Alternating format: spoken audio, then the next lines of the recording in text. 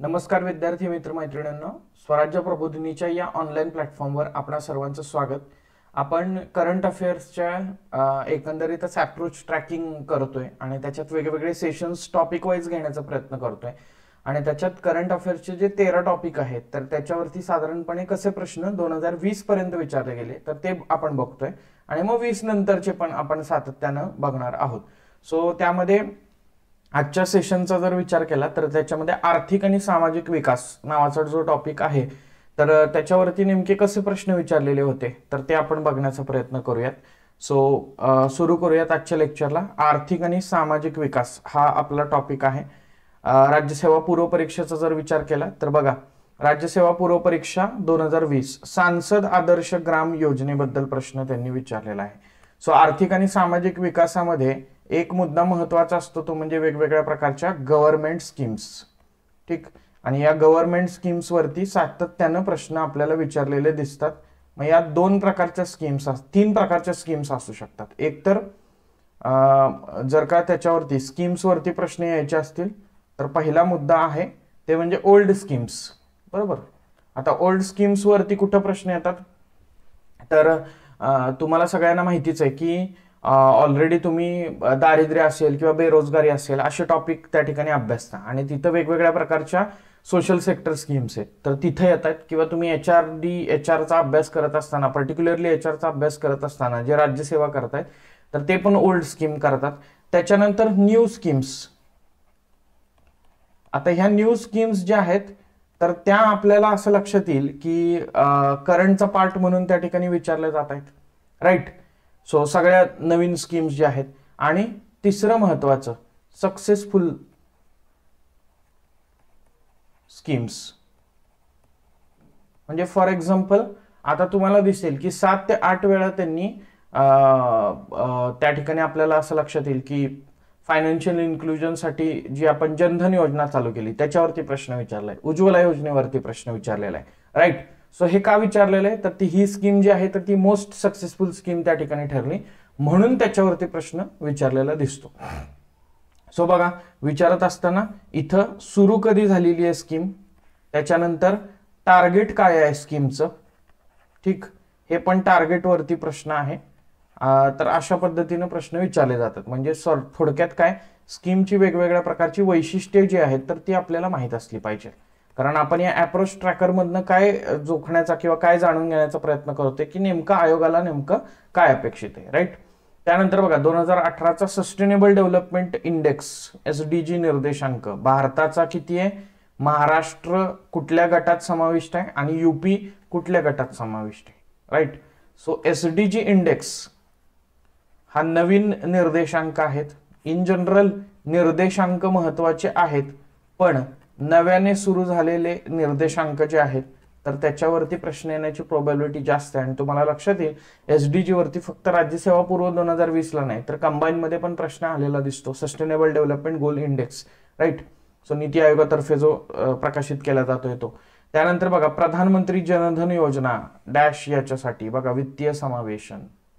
ठीक, आता त्याच दरम्यान पीक विमा योजना पण चालू झालेली आहे. त्याच दरम्यान विम्याचं कवच प्रदान करणाऱ्या वेगवेगळ्या योजना पण चालू झालेल्या आहेत. पण त्यांनी त्याचा उद्देश जो आहे तर तो त्या ठिकाणी विचारलेला आहे की कोणत्या दृष्टिकोनातून त्या ठिकाणी सुरू करण्यात आलेली आहे. ठीक, सो फायनान्शियल इन्क्लुजन त्या ठिकाणी मुद्दा असेल किंवा फायनान्शियल लिटरसी सारखा मुद्दा असेल तर त्या दृष्टिकोनातून चालू करण्यात आले. अगेन 2020च्या परीक्षेमध्ये प्रश्न. आता इकॉनॉमीमध्ये ज्या ज्या काही घटना घडतायत ना तर त्याच्यावरती कसा प्रश्न विचारलाय बघा. फॉर एक्झाम्पल विमुद्रीकरण, डिमॉनिटायझेशन झालं तर त्या डिमॉनिटायझेशनचं उद्दिष्ट म्हणजे एका बाजूला आर्थिक सुधारणा हा आपला सिलेबस आहे आणि दुसऱ्या बाजूला ज्या आर्थिक सुधारणा इकॉनॉमीमध्ये आतापर्यंत झालेल्या आहेत तर त्याची उद्दिष्ट काय आहेत. यातलं करंट कॉन्टेक्स्टमध्ये एकदम करंटमध्ये कुठला मुद्दा आहे तर आधारचं बिल जे सबमिट केलं. बरोबर, आणि मग त्याचे वर्डिक्ट वेगवेगळे आले राईट टू प्रायव्हसीच्या संदर्भात वगैरे तर तो, किंवा दिवाळखोरी कायदा जो आहे तर तो कायदा असेल तर तो देखील चर्चेत त्या ठिकाणी होता. आणि नवा बेनामी कायदा आणि विमुद्रीकरण हे तसे थोडेसे जुने इश्यू आहेत पण करंटमध्ये चर्चेत असणारे इश्यू आहेत. सो अगड बगड जोडायला वाला प्रश्न विचारला त्यांनी. त्यानंतर बघा राष्ट्रीय अन्न सुरक्षा अभियान कधी चालू करण्यात आलं आणि या अभियानांतर्गत काय काय प्रदान करण्यात येते. आता मी तुम्हाला 2023चा रेफरन्स देऊ का? 1 जानेवारी 2024 पासून प्रधानमंत्री गरीब कल्याण अन्न योजना सुरू करण्याची घोषणा डिसेंबर 2023 मध्ये भारत सरकारनं त्या ठिकाणी केलेली आहे. आणि मग याच्यामध्ये आपल्याला गहू आणि तांदूळ प्रामुख्याने दिले जाणार आहेत आणि भरड धान्यांचा पण विचार भारत सरकार करते. आपल्या करंटच्या डिस्कशन मध्ये ते नंतर येऊन जाईल कंटेंटचा पार्ट म्हणून. पण मग अशाच पद्धतीने प्रश्न विचारला जाऊ शकतो. आता राष्ट्रीय अन्न सुरक्षा अभियान किंवा अन्न सुरक्षा फूड सिक्युरिटी मिशन बद्दल प्रश्न तुम्ही म्हणाल की सर हा बेसिक्स आहे. हो, डेफिनेटली बेसिक्स आहे. पण तुम्हाला असं लक्षात येईल की या प्रश्नाचं उत्तर शोधण्यासाठी आपण जे ऑथेंटिक रेफरन्सची एक यादी केलेली होती, तर त्यातलं इकॉनॉमिक सर्वे, मग तो महाराष्ट्राचा असेल किंवा भारताचा असेल, तर त्याच्यामधून हा प्रश्न कव्हर होतो आपला. सो त्या करंट कंटेक्स्ट मध्ये बघा, अगेन उज्ज्वला योजनेचं उद्दिष्ट जे आहे तर ते या ठिकाणी विचारलेलं आहे. उज्ज्वला योजनेवर तर अनेक प्रश्न दिसतील. अजून एक महत्वाचा आयोगाचा एरिया आहे तो म्हणजे स्वच्छ सर्वेक्षण, मग ते ग्रामीण असेल किंवा शहरी असेल. स्वच्छ भारत सर्वेक्षणावरती कन्सिस्टंटली आयोगाद्वारे प्रश्न विचारले जात आहेत. त्यात जर का महाराष्ट्रातल्या एखाद्या जिल्ह्यानं त्या ठिकाणी चांगलं परफॉर्म केलं तर त्याच्यावरती प्रश्न विचारला जातोय. महाराष्ट्रातल्या एखाद्या शहरानं चांगलं परफॉर्म केलं तर त्याच्यावरती देखील प्रश्न विचारला जातोय. सो हे जास्त इम्पॉर्टंट आहे. रिसेंटली जर काही अशा पद्धतीचे अवॉर्ड्स असतील स्वच्छ भारत सर्वेक्षणचे तर ते आपल्या दृष्टीने महत्वाचे आहेत. त्यानंतर बघा, वित्तीय सर्वसमावेशनासाठी प्रधानमंत्री जनधन योजना खालीलपैकी कोणत्या दिवशी सुरू करण्यात आली? बघा, इथं डेट विचारलेली आहे, याच्या आधी उद्देश विचारलेला होता. आता उद्देश प्रश्नात दिलेला आहे. मग ज्यानं हा प्रश्न व्यवस्थित पद्धतीने केलेला होता त्याला 2020च्या राज्यसेवेचं त्या ठिकाणी बरोबर तो प्रश्न जो आहे तर तो सोडवता आला असेल. Getting it? सो हे समजून घेण्याचा प्रयत्न करा की मला काय एस्टॅब्लिश करायचे. मला नुसतं या प्रश्नांच्या माध्यमातून टाइमपास नाही करायचा, तुमचा अप्रोच जो आहे तर तो बिल्ड करायचा. आणि माझी अशी इच्छा आहे की तुम्ही बॅच घ्या अगर नका घेऊ, पण इंडिपेंडेंटली तुम्हाला चालू घडामोडीचं ट्रॅकिंग करता आलं पाहिजे. म्हणजे एखादं पुस्तक माझ्याकडे चालू घडामोडीचं आलं समोर तर त्यातलं काय वाचायचं आणि काय नाही वाचायचं हे फिल्ट्रेशन मला करता आलं पाहिजे, जेणेकरून आपला आउटपुट जो आहे तर तो वाढेल. हे सगळं चाललेलं आहे ना, हे इनपुट आउटपुट रेशोवरती चाललेलं आहे. नाहीतर भरमसाठ चालू घडामोडी वाचायच्या आणि त्यातनं आउटपुट मग 5 प्रश्नांचं मिळतंय, 4 प्रश्नांचं मिळतंय, त्याला काय अर्थ नाही. मग ह्याला ऑप्शन काय, तर माझ्या लय भारी नोट्स आहेत त्या घ्या. अहो नाही, असं मुद्दा समजून घेण्याचा प्रयत्न करा. आपण अप्रोच वरती फोकस केला ना की बरोबर आपल्याला पिन पॉइंट हिट करता येईल. आणि 15 ते 18 प्रश्न जे काही विचारले जात आहेत, कंबाईन असेल, राज्यसेवा असेल, तर त्यापैकी साधारणतः 13-14 प्रश्नांपर्यंत आपल्याला पोहोचता येईल आणि त्यातले 10-11 प्रश्न आपले बरोबर आणता येतील. ठीक, कारण 1-2 प्रश्न इरिलेव्हंट असणारच आहे. अगेन बघा, सामाजिक सुरक्षा या उद्देशानं चालू केलेल्या योजना ज्या आहेत तर त्या विचारलेल्या आहेत. महिला आणि बाल कल्याण योजनांमध्ये कुठल्या योजनांचा समावेश होतो तर ते त्या ठिकाणी विचारलेलं दिसतं. थोडंसं इथं लक्षात येईल तुम्हाला, जसं जसं मागं जातोय ना तसं तसं ते मेन्सला अलाइन होण्याचा प्रयत्न करतायत. कारण मेन्सला याच सगळ्या योजना, इथं जर काही ज्या योजना बघताय तुम्ही तर याच सगळ्या योजना ज्या आहेत तर त्या मेन्सला महिलांचे कल्याण आणि बालकांचे कल्याण या 2 टॉपिकमध्ये त्या ठिकाणी तुम्ही सातत्यानं बघत असता आणि त्याचंच रिफ्लेक्शन न्यूजपेपरमध्ये पण दिसतंय. वित्तीय समावेशनासाठी 2014 मध्ये कोणती योजना अंमलात आली? बघा, अगेन 2017च्या राज्यसेवेला, म्हणजे 2017 राज्यसेवा, 2019 राज्यसेवा आणि 2020 राज्यसेवा, 3 राज्यसेवांना त्या ठिकाणी जनधनवरती प्रश्न विचारलेला आहे. जनधनवरती प्रश्न विचारण्याचं कारण काय आहे, तर मोस्ट सक्सेसफुल स्कीम ठरलेली आहे. बरोबर. दुसरी गोष्ट, बँक अकाउंट जे आहेत तर ते निघालेले आहेत. बँक अकाउंटमध्ये डीबीटी जे आहे तर ते होताना दिसतं. त्याचबरोबर Guinness book of world record मध्ये नोंद त्या ठिकाणी झालेली आहे. सो अशा मल्टिपल गोष्टींमुळे इथं प्रश्न विचारलेला आहे. खालीलपैकी कोणत्या संस्थेने बँकेमध्ये इस्लामिक विंडो उघडण्याची, पारंपरिक बँकेमध्ये इस्लामिक विंडो उघडण्याची शिफारस त्या ठिकाणी केलेली आहे? राज्यसेवा 2017. सो बँकिंगमध्ये नवं काहीतरी होत असेल तर त्याच्यावरती प्रश्न.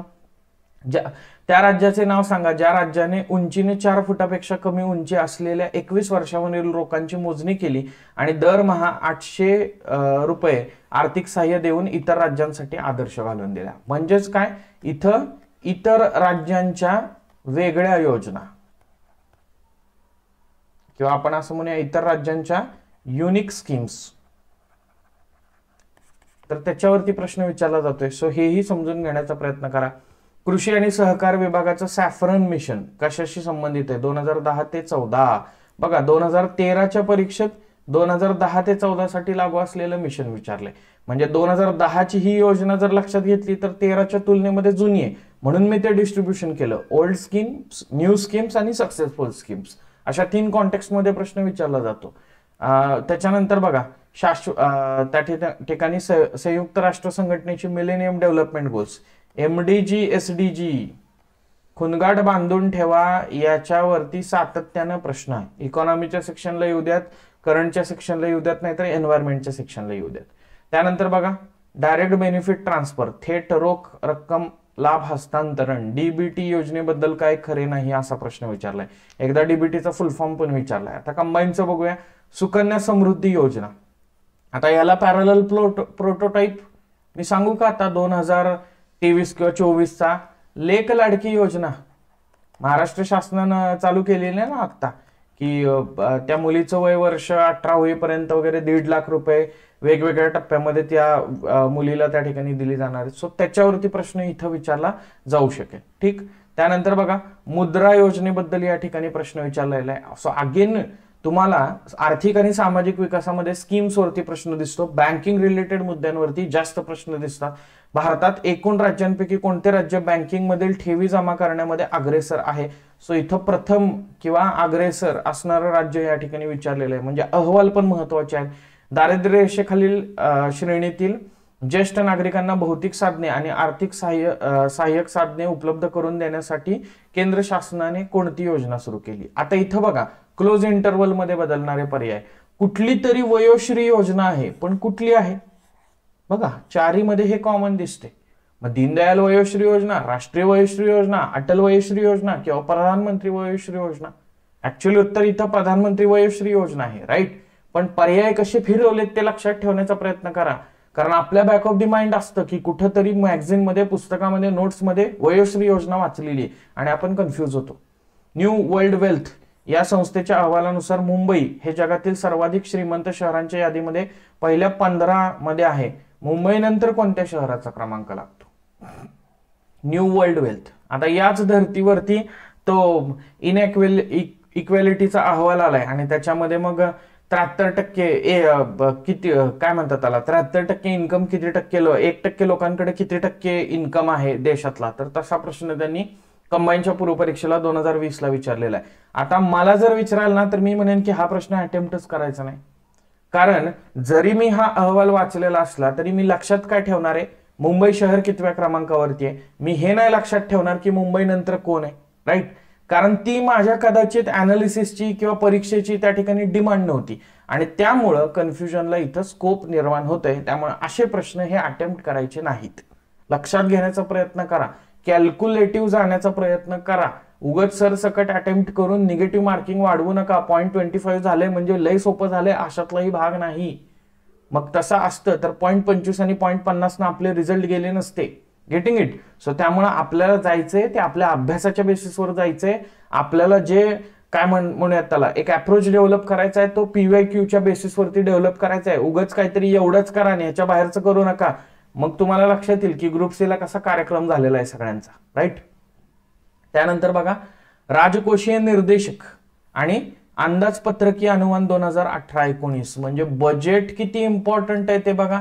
आणि हे बजेट मधले सगळे महत्वाचे इंडिकेटर्स आहेत, जसं की राजकोषीय तूट, फिस्कल डेफिसिट, त्याच्यानंतर महसुली तूट, रेव्हेन्यू डेफिसिट, त्यानंतर वर्षा अखेरीस थकबाकी देयता किती आहे आणि राष्ट्रीय उत्पन्नाचा स्थूल कराशी कर महसूल प्रमाण जे आहे तर ते किती आहे. ठीक. सो असं टॅक्स टू GDP रेशो असेल किंवा त्या ठिकाणी फिस्कल डेफिसिट असेल, रेव्हेन्यू डेफिसिट असेल किंवा टोटल डेप्थ असेल, तर या सगळ्या गोष्टी इथं विचारल्या जातात आणि या सेपरेट आउट करून दिलेल्या त्या ठिकाणी असतात. त्यामुळे याची काळजी करायची गरज नाही. अगेन बघा सरकारी योजना आणि उद्दिष्ट, पण या योजनांमध्ये 2 योजना तुम्हाला प्रामुख्याने दिसतात बघा. इकडे तुम्हाला उज्ज्वला योजना दिसेल आणि याच्या आधी आपण जी बघितली तर ती मुद्रा योजना दिसेल. त्यानंतर सौभाग्य योजना आणि उज्ज्वल डिस्कॉम ॲश्युरन्स योजना. ठीक. सो आता बघा जर आपण त्या ठिकाणी उज्ज्वल डिस्कॉम ॲश्युरन्स योजना जर का विचार केला डिस्कॉम म्हणजे डिस्ट्रीब्युशन कंपनी, वीज वितरण कंपन्यांचं आर्थिक आरोग्य सुधारण्यासाठी योजना सुरू केलेली आहे. प्रधानमंत्री उज्ज्वला म्हटल्यानंतर दारिद्र्यरेषेखालील कुटुंबांना एलपीजी गॅस जोडणी, मुद्रा म्हटल्यानंतर एमएसएमई, आणि सौभाग्य योजना म्हणजे सार्वत्रिक घरगुती विद्युतीकरण. सो हाऊसहोल्डचं इलेक्ट्रिफिकेशन करण्याच्या दृष्टिकोनातून चालू केलेली, माहीत असावं म्हणून, कारण परत परत या योजना रिपीट होतात. आता बघा, निश्चलीकरणानंतर 2016ला प्रश्न आलाय. निश्चलीकरण कधी झालेलं आहे? 8 नोव्हेंबर 2016ला झालेलं आहे. त्याच्यावरती 17च्या कंबाईनच्या पूर्वला प्रश्न आहे. हे ट्रॅकिंग गरजेचं आहे, ह्या ट्रॅकिंग वरती काम करणं महत्वाचं आहे. सो बघा, जनतेचं आयुष्य सुखकर होण्यासाठी उपाय सुचवण्यासाठी एक समिती गठीत केली. या समितीचं प्रमुख कोण होतं? म्हणजे थोडक्यात काय तर इकॉनॉमी मधल्या वेगवेगळ्या प्रकारच्या समित्या या इम्पॉर्टंट आहेत. याच्या आधी पण ते विचारल्या जात होत्या. भारतीय अर्थव्यवस्था रोकड रहित करण्यासाठी, कॅशलेस, बरोबर ना, तर ती करण्यासाठी एक समिती गठीत केली. त्या समितीचे प्रमुख कोण? म्हणजे थोडक्यात काय, 2 समित्यांवरती कंबाईनच्या 2017 मध्ये प्रश्न आहे. बघा, इकडं पण कंबाईन 2017, इकडं पण कंबाईन 2017. नेक्स्ट बघा, खालीलपैकी कोणत्या दिवशी 500 आणि 1000च्या नोटा? आलं का लगेच? 8 नोव्हेंबर 2016. डेट विचारलेली आहे स्पेसिफिक, की कुठल्या दिवशी हे झालं. Getting it? त्यानंतर बघा, केंद्र सरकारचा भारतमाला प्रकल्प, या प्रकल्पांतर्गत काय होणार आहे आणि हा प्रकल्प कधीपर्यंत पूर्ण केला जाईल? 17ला या प्रकल्पावरती प्रश्न. तसं बघायला गेलं तर भारतमाला हा 15ला चालू केलेला प्रकल्प आपल्याला दिसेल. Getting it? Next, Atal pension योजना, प्रधानमंत्री जीवन ज्योती विमा योजना. आता अटल पेन्शन योजना, प्रधानमंत्री जीवन ज्योती विमा योजना आणि प्रधानमंत्री सुरक्षा विमा योजना, या तिन्ही योजना एकाच दिवशी त्या ठिकाणी चालू झालेल्या आहेत. ठीक, सो म्हणून त्यांच्यावरती इथं प्रश्न विचारलेला दिसतो. 2015 मध्ये चालू झालेल्या योजनेवरती 2016च्या PSI पूर्वला प्रश्न. म्हणजे अगेन इथे अप्रोच काय आहे तर नव्यानं चालू झालेल्या योजना महत्वाच्या आहेत. 13व्या वित्त आयोगानुसार कोणत्या राज्याला केंद्रीय कर, शुल्क आणि अनुदान यातील सर्वाधिक वाटा मिळालेला आहे? मग असंच त्या ठिकाणी आता 15 फायनान्स कमिशन बद्दल प्रश्न विचारला जाऊच शकतो. आणि आता TCS IBPSच्या ज्या सरळ सेवा झाल्या ना, त्याचे प्रश्न भयानक आहेत बघा ते, बरोबर. त्याच्यात हे 15 फायनान्स कमिशन बद्दल प्रश्न विचारलेले आहेत. ठीक, सो पॅरलली आपण असं म्हणूयात की 15व्या वित्त आयोगाची शिफारसी तुम्ही इकॉनॉमीचा पार्ट म्हणून करणारच आहात, तर त्यामध्ये हा असा कॉन्टेक्स्ट मध्ये प्रश्न बघा की सर्वाधिक वाटा कुणाला मिळालेला आहे वगैरे. ठीक, एकदा त्याचे निकष पण विचारलेले आहेत की तर ते वाटा देत असताना कोणकोणते निकष लक्षात घेतात, बरोबर. रिसेंटली निकषामध्ये बदल करण्यात आले आणि मग त्याच्यात फॉरेस्ट कव्हर वगैरे ऍड करण्यात आलं, त्याच्यावरती देखील प्रश्न विचारलेला आहे. अगेन बघा, थोडासा अवघड कॅटेगरीतला प्रश्न 2016-17च्या खरीप हंगामासाठी MSP जी डिक्लेअर केलेली आहे, जोड्या लावायला प्रश्न आलेला आहे. मी म्हणेन की हाही प्रश्न कदाचित थोडासा अवघड होता, अटेम्प्ट न करण्यासारखा होता. कारण जरी आपण MSP वाचत असलो, कन्सेप्च्युअली MSP बद्दल न्यूजपेपरमध्ये येत असलं तरी आपण ते काय पाठ करत बसत नाही, कुठल्या पिकाला किती मिळालेली आहे. हा, पण मग आता इथं लॉजिकली थोडासा सोडवण्याचा प्रयत्न होऊ शकतो, पण परत मग रिस्क आहे.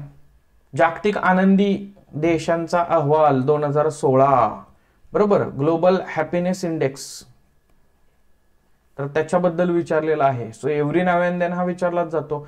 2005 ते 15 मध्ये प्राप्त थेट विदेशी गुंतवणुकीचे स्त्रोत उतरत्या क्रमाने, हा मला जास्त प्रॉब्लेमॅटिक मुद्दा वाटतो.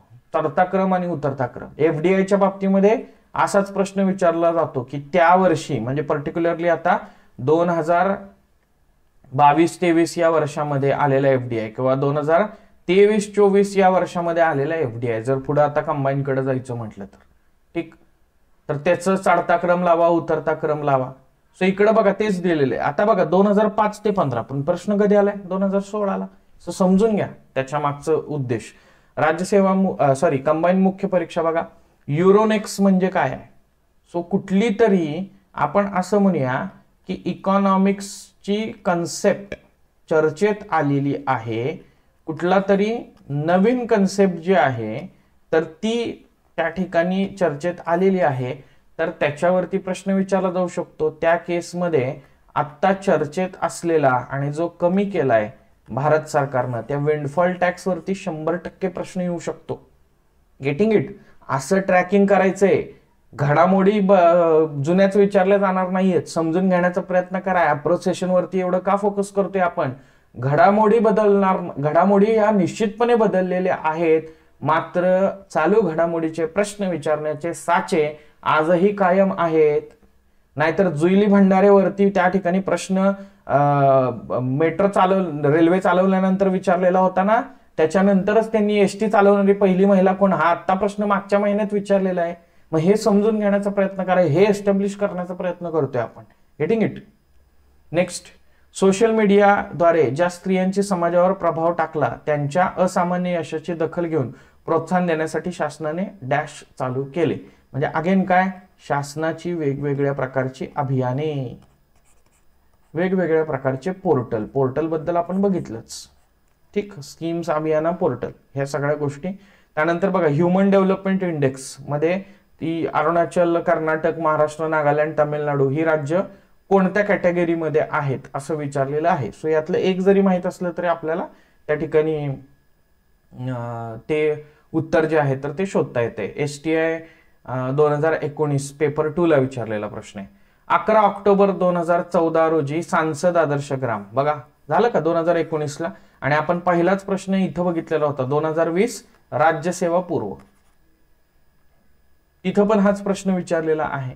फक्त तिकडं डिटेल विचारलंय, इकडं उद्दिष्ट विचारलंय. थेट प्रत्यक्ष हस्तांतरण लाभ योजना कधी चालू झाली, किती योजनांमध्ये लाभवली जाते आणि या योजनेचा उद्देश काय आहे, बघा सेम लाईन वरती प्रश्न आहेत. ठीक, तिकडं पण प्रत्यक्ष हस्तांतरण लाभ वरती प्रश्न आहे. वस्तू आणि सेवा कराची शिफारस कोणत्या समितीने केली, आली का परत समिती? का महत्वाचं आहे? मी जे इयरबुक वाचतोय, मी जे पुस्तक वाचतोय, मी जे मॅगझिन वाचतोय, मी ज्या नोट्स फॉलो करतोय, त्यामध्ये इकॉनॉमिक्स मधल्या समित्या का महत्वाच्या आहेत? तर त्याच्या मागचं कारण सातत्याने MPSC त्याच्यावरती प्रश्न विचारतीये. त्यानंतर बघा, व्यापार मंत्री निर्मला सीतारामन यांनी 15 ते 20 साठीचे व्यापार धोरण कधी येते? 2018 ला येते. ठीक, विदेश व्यापार धोरण, फॉरेन ट्रेड, तर त्यावेळी सिलेबसला त्या ठिकाणी टॉपिक त्या ठिकाणी होता, राईट. STI ला स्पेसिफिकली इकॉनॉमिक्स होतं ना सेपरेट. आणि मग त्याच्यामध्ये कशावर भर दिलेला आहे? अगेन उद्देश विचारलेला आहे. सो अशी नवीन धोरणं आता आलेली असतील तर ती महत्वाची आहे. 2017 मध्ये वरिष्ठ पेन्शन योजनेची अंमलबजावणी कोणत्या विमा कंपनीद्वारे करण्यात येते? कधी प्रश्न आलाय? PSI मुख्य 2017. अगेन अप्रोच काय? New schemes.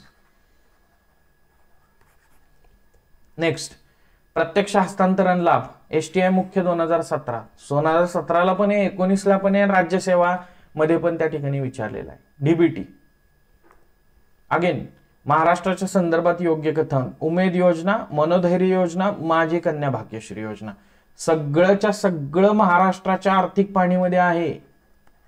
आणि त्याचे पण आपण सेशन सेपरेटली घेणार आहोत, काळजीच करू नका. सगळ्या स्कीम्स ज्या आहेत ना, शेवटचा विभाग आहे सामाजिक वेगवेगळ्या प्रकारच्या योजना ज्या आहेत तर त्याच्यामध्ये ह्या सगळ्या योजना आहेत, तर त्या सगळ्या योजनांवरती आपल्याला फोकस करायचे. महाराष्ट्रात डॅश अमृत आहार योजना, बघा डॉक्टर APJ अब्दुल कलाम यांच्या नावानं चालू करण्यात आलेली होती. 16 मधल्या योजनेवरती 17 मधल्या परीक्षेमध्ये प्रश्न. हे सांगा कोण एस्टॅब्लिश करताय का? Reading it. देश आणि सामाजिक प्रगती निर्देशांक कधीचे आहेत? 2016चे. कधी आहेत? STI मुख्य 2016 ला. ठीक, आता त्याच्यामध्ये पण सामाजिक प्रगतीचे निर्देशक कोण आहेत तर हे इकडे विचारलं जाऊ शकतं. हा जो सामाजिक प्रगती निर्देशांकामध्ये सामाजिक प्रगती खालीलपैकी कोणत्या निर्देशकांच्या आधारे मोजली जाते? मग प्राथमिक मानवी गरजा, कल्याण आणि संधी, हे 3 गोष्टी लक्षात ठेवायच्या. बघा अगेन प्रत्यक्ष हस्तांतरित लाभ STI मुख्य 2016. जागतिक नाविन्य निर्देशांक इनोव्हेशन इंडेक्स 2016, STI मुख्य 2016. सेम हा प्रश्न इकॉनॉमीच्या तिकडे आलेला होता.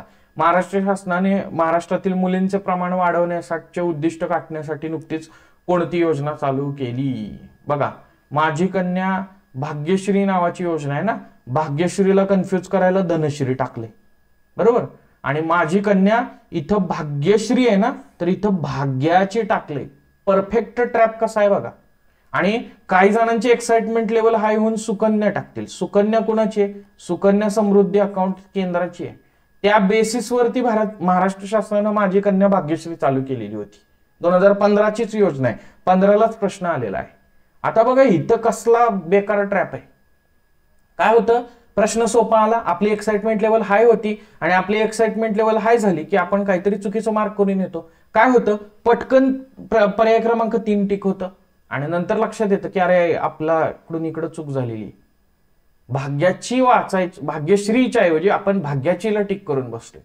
किंवा काय, अरे महाराष्ट्रातील हे वाचलंच नाही, मुलींचे प्रमाण वाढवण्याच्या उद्दिष्टाने कुठली योजना चालू केलेली आहे, सुकन्या समृद्धी अकाउंट, लगेच लिहून मोकळा झाला म्हणून पर्याय क्रमांक 1 तिथं टाकलाय. समजून घ्या तुम्हाला ट्रॅप कशा पद्धतीने लावण्याचे प्रयत्न केलेले आहेत इथं.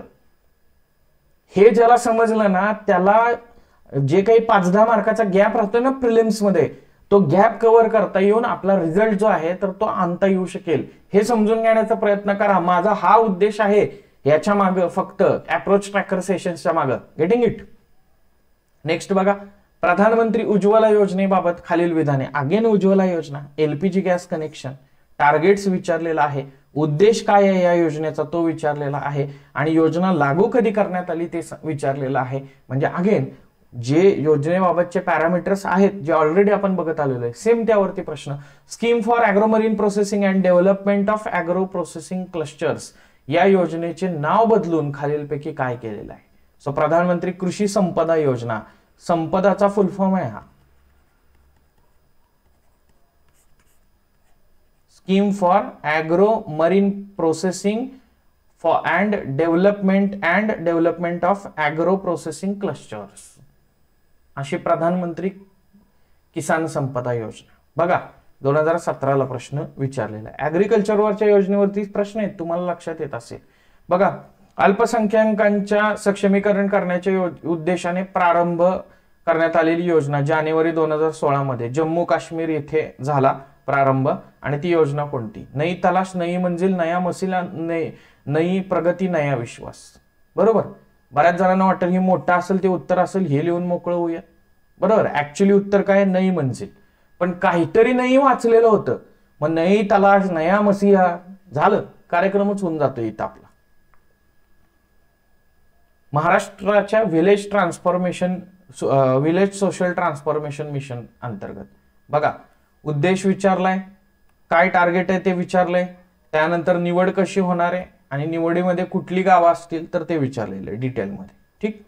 सो इन जनरल आपण असं म्हणूयात की हे अनालिसिस होतं आर्थिक आणि सामाजिक विकास या घटकावरती जे प्रश्न विचारले जात आहेत त्याच्याबद्दल. आता याचा समअप करायचा असेल तर काय करता येऊ शकते आपल्याला. बघा, आर्थिक आणि सामाजिक विकास या घटकाचा जर आपण विचार केला तर या घटकावरती विचारले जाणारे प्रश्न, केंद्र राज्य आर्थिक पाहणी अहवाल, मोस्ट इम्पॉर्टंट थिंग अजून रिव्हील केलेलं नाहीये ते म्हणजे 2020 ते 2023च्या परीक्षांमध्ये जर बघितलं तर कंपल्सरी याच्यावरती क्वेश्चन विचारला जातोय. हे लक्षात घेण्याचा प्रयत्न करा. कंबाईनला तर प्रीला पण आहे आणि मेन्सला पण आहे. इकॉनॉमिक सर्व्हे मधनं कुठली तरी एक आकडेवारी विचारतायत, बजेट मधनं कुठला तरी एक प्रश्न विचारतायत. आता मध्यंतरी झालेल्या प्रश्नाला ते महाराष्ट्रात वेगवेगळी विकास महामंडळ स्थापन केली जाणार आहेत ना, तर त्याच्यातल्या एका विकास महामंडळावरती प्रश्न विचारलेला आहे. केंद्र आणि राज्याचा अर्थसंकल्प हेही महत्वाचं आहे. सामाजिक विकासाच्या विविध शासकीय योजना याही महत्वाच्या आहेत. अर्थव्यवस्थेशी संलग्नित चालू घडामोडी. ठीक, म्हणजे इकॉनॉमी रिलेटेड, इकॉनॉमीचा जो काही टॉपिक असेल, समजा एफडीआय असेल अहवाल बघा, आरबीआय असेल तर आरबीआयच्या नवीन काय पॉलिसी आहेत ते बघा. समजा आर्थिक सुधारणा मुद्दा असेल तर आर्थिक सुधारणेसाठी आता कुठला तरी कायदा करण्यात आलेला आहे का, त्याचा उद्देश काय ते बघा. अगड बगड जोडायला मला ते विचारलं जातंय. सो असे एक्सटेन्शन जे आहे तर ते आर्थिक आणि सामाजिक विकासचं करंटमध्ये बघितलं पाहिजे. वेगवेगळे आर्थिक निर्देशांक, नवे निर्देशांक, जुने निर्देशांक, त्यामध्ये भारत कसा परफॉर्म करतोय, जर निर्देशांक नॅशनल लेवलचा असेल तर त्यामध्ये महाराष्ट्र कसा परफॉर्म करतोय. आणि त्याचबरोबर आपल्याला असं लक्षात येईल की ते निर्देशांक कुठल्या प्रमापकांच्या आधारे म्हणजेच पॅरामीटर्सच्या आधारे किंवा कुठल्या घटकांच्या आधारे काढले जातात, ते घटक पण लक्षात ठेवा. अलीकडे त्या घटकांवरती प्रश्न विचारण्याचं प्रमाण वाढलेलं आहे. नवीन आर्थिक धोरणं, कायदे आणि सुधारणा, ह्या सगळे मुद्दे. उपयुक्तता कुठे आहे? राज्यसेवा पूर्व परीक्षेला आहे. सामान्य अध्ययन पेपर 4ला आहे जिथे इकॉनॉमिक्स आहे आणि सामान्य अध्ययन पेपर 3ला आहे, कारण महिला बाल विकास किंवा वेगवेगळ्या प्रकारच्या सामाजिक योजना या आपण HR मध्ये पण त्या ठिकाणी अभ्यासतो. ठीक.